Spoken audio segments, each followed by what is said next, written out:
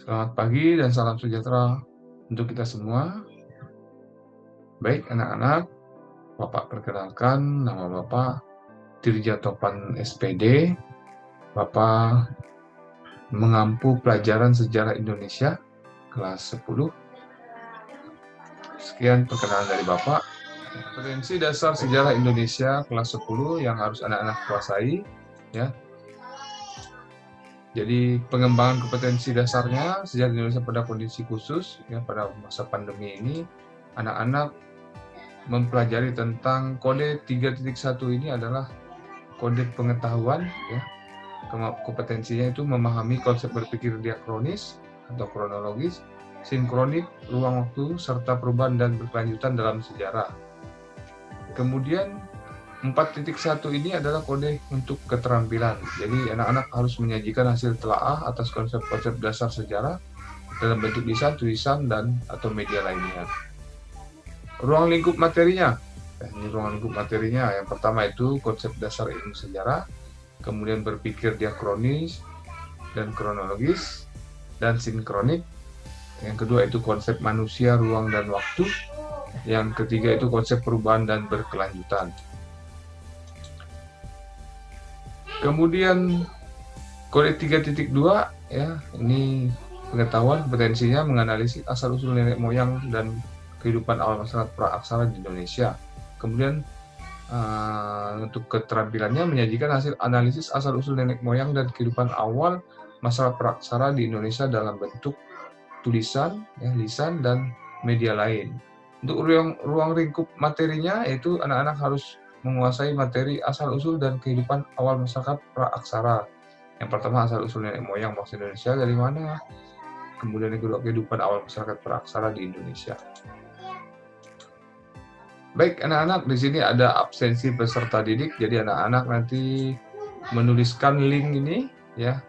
Jadi nanti ditulis, masukkan ke Google, ya. Jadi nanti langsung mengisi daftar hadir sebagai tanda bahwa anak-anak sudah masuk juga ke dalam pembelajaran daring ini. Baik anak-anak, ini ada kata-kata motivasi untuk anak-anak. Ya, kehidupan adalah tempat manusia belajar dan memahami banyak hal, baik tentang cinta atau benci, baik buruk, sukses dan gagal, termasuk mengenai hidup itu sendiri. Semua itu bisa saja didapatkan dari pengalaman hidup di masa lalu maupun dari yang sedang terjadi.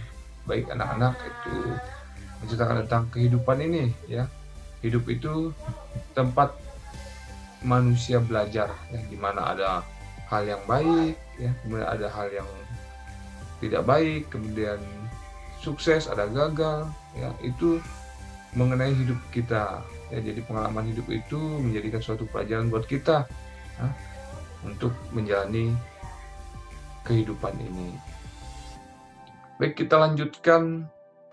Ya, ini ke materi konsep dasar ilmu sejarah. Ya, jadi satu semester ini kita ada 2 KD tadi, ya. Jadi yang ini kita masuk dulu dalam konsep dasar ilmu sejarah. Yang pertama itu cara berpikir sejarah.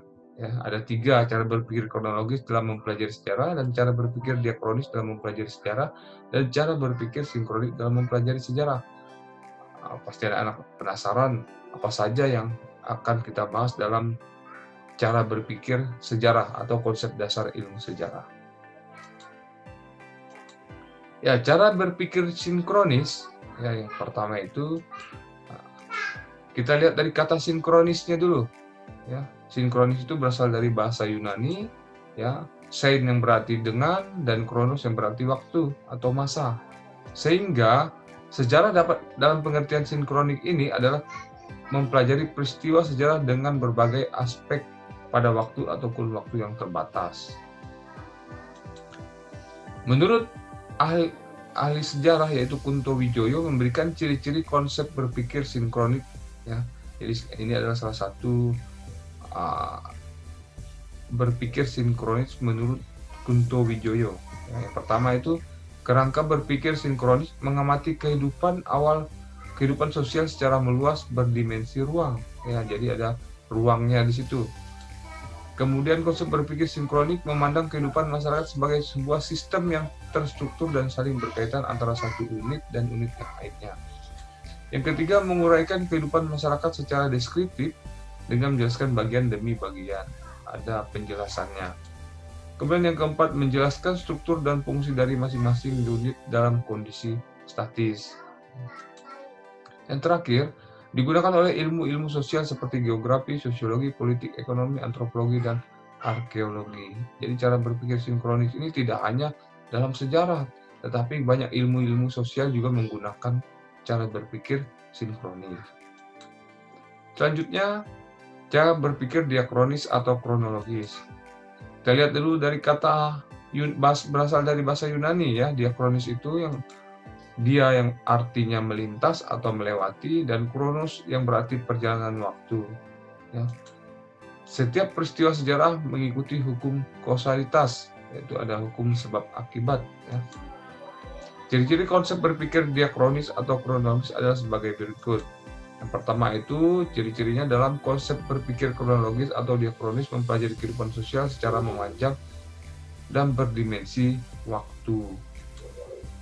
Yang kedua, konsep berpikir diakronis memandang masyarakat sebagai sesuatu yang terus bergerak dan memiliki hubungan kausalitas atau sebab akibat. Kemudian yang ketiga, menguraikan proses transformasi atau perubahan yang terus berlangsung dari waktu ke waktu kehidupan masyarakat secara berkesinambungan. Yang keempat, menguraikan kehidupan masyarakat secara dinamis. Yang kelima, digunakan dalam ilmu sejarah. Yang ketiga, pendekatan multidimensional. Jadi anak-anak juga harus memiliki pendekatan multidimensional. Jadi multi itu banyak, ya, banyak dimensi. Ya. Dalam ilmu sejarah, kerangka berpikir sinkronik yang berdimensi ruang juga diperlukan. Dalam ilmu sejarah dikenal dengan pendekatan multidimensional. Ya, pendekatan ini dipelopori oleh Sartono Kartodierjo. Ya. Dengan mempelajari sejarah secara multidimensional, maka akan nampak bahwa rangkaian peristiwa yang saling terkait satu aspek dengan yang lainnya, saling berketerkaitan. Contoh dalam kajian suatu permasalahan sejarah yang menggunakan pendekatan ilmu sosial sangat sosial, misalnya salah satu buku yaitu yang dikarang oleh Sartono Kartodierjo, yaitu Pemberontakan Petani Banten tahun 1888. Ya, pemberontakan yang berlangsung di distrik Anyer tersebut disebabkan oleh berbagai faktor seperti faktor politik, ekonomi, sosial, budaya, dan agama. Itu kepercayaan tentang Ratu Adil. Selain itu, pemberontakan tersebut juga merupakan gerakan sosial yang tidak hanya dari kaum elit, melainkan juga dari kaum bawah, ya, kaum cilik, ya. Ya, pendekatan dalam ilmu sejarah. Ya, pendekatan yang pertama itu adalah sejarah naratif. Ya. Sejarah naratif mengungkapkan peristiwa sejarah terjadi suatu kurun waktu tertentu sehingga tersusun dalam sebuah kisah atau cerita. Itu adalah sejarah naratif. Kemudian berkisah tentang aspek kehidupan politik pada masa lampau. Jadi ada aspek kehidupan politik. Ya. Kemudian sejarah non naratif. Sejarah non naratif di sini, ya, lebih berfokus pada masalah atau problem oriented, ya, dengan meminjam konsep-konsep ilmu-ilmu sosial lainnya untuk mengungkapkan berbagai aspek pada masa lampau. Pada kehidupan sosial, budaya dan ekonomi pada masa lampau.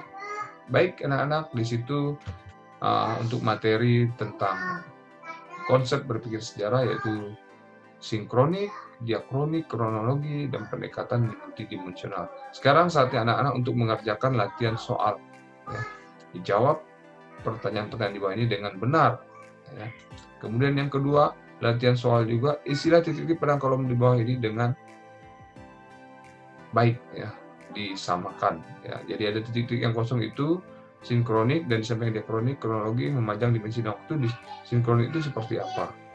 Baik anak-anak, Bapak akhiri pembelajaran pada hari ini ya, secara daring. Ya. Selamat pagi dan salam sejahtera untuk kita semua. Adil Katarino, Bacura Minta Saruga, Bersengat Kejubata. Ya, sampai jumpa di pertemuan berikutnya.